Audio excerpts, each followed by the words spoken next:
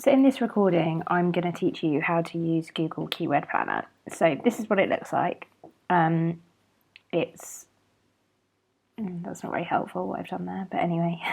So here is where you put in your keywords. So this is literally what you would search for in Google if you're looking for the article that you're going to write. Ignore everything else. You can do lots of other things with it, but we'll ignore that for now.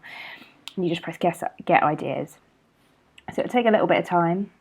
And then you'll get this kind of ugly pages. And what this shows is the average monthly searches, the competition, so that the competition dictates how expensive it will be. So that's what the suggested bid is.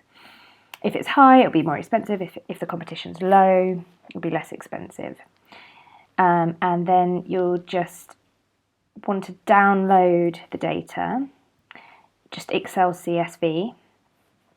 Just click download, and then it will take a little bit of while, and you can just save file. So once you've saved the file, it doesn't really matter whether you've got Excel or not, but it is helpful if you do, but you can save it to a Google Drive. I find it easier in Excel. You just open your data, and there we go. A lot of this here is Gumph. The things that you need to focus on are the average monthly searches. I would keep in the competition actually. Here I'm going to delete the competition, but it is helpful to have it. But just for the purposes of keeping it simple, delete everything apart from column B and column D. I'm going to highlight those for you so you can see, because it is pretty ugly, to be fair. And then what I do is delete everything out just to make it easier for me to see, and I put a filter on. And you can obviously sort it as well, but the search volumes in column C, it's not numbers, it's text. That's how it's formatted, so it's not very easy to sort it. Now for the purposes of this, we're going to delete everything that's under 100 searches a month. Just to keep things a bit more simple. So I'm going to try and do that. Not very well. And, ultimately, you want a combination of three things. You want something that's relevant to your post. You don't want to stick in something completely irrelevant just because it's got great search volume. You want something that has a decent average monthly search volume and low competition, and relevancy, and that is basically your kind of killer long tail keyword. So if you just look through all of these keywords, even though you've put in vegan travel, you're going to get a load of related keywords of things that people search for. So there's some crazy ones down here, but here I tend to just highlight or just bold, and normally I stick a Y in a column so that I can filter for it later, all the ones that I think I could use in my post title.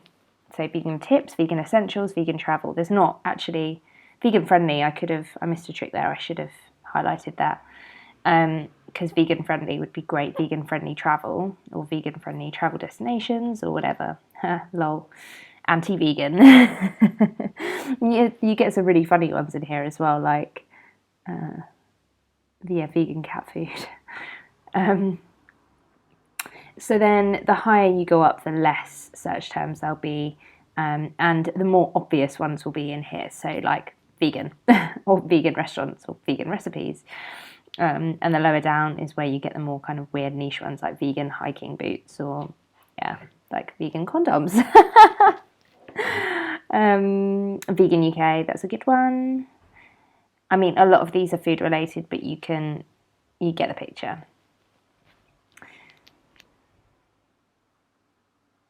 How to be vegan, raw vegan diet, yuck. So once you've gone through all of the search terms and found ones that are relevant and will fit naturally into your post, I should have done this earlier because now I'm just making it a bit unnecessarily long, but I would have just coded it with anything, just a letter so that you can filter.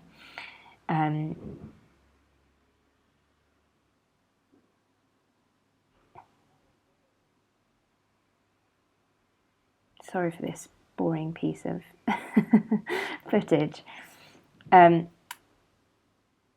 So once you've done that, you're left with your kind of winning keywords. And, you know, even though there's only between 100 and 1,000 people searching for them each month, that's still, if you add up each post, if you go back to one of the modules where I talked you through this example, you do the maths on 4, 5, 6, 7, 8, 9, 10 posts where you're getting maybe up to 1,000 views, you know, it all adds up. So I'm just crafting a few different post titles just for the sake of showing you how it would work. So from vegan travel, vegan essentials, vegan tips, you can get the best vegan travel essentials, my favourite vegan tips, my top vegan travel destinations. There you go. I hope you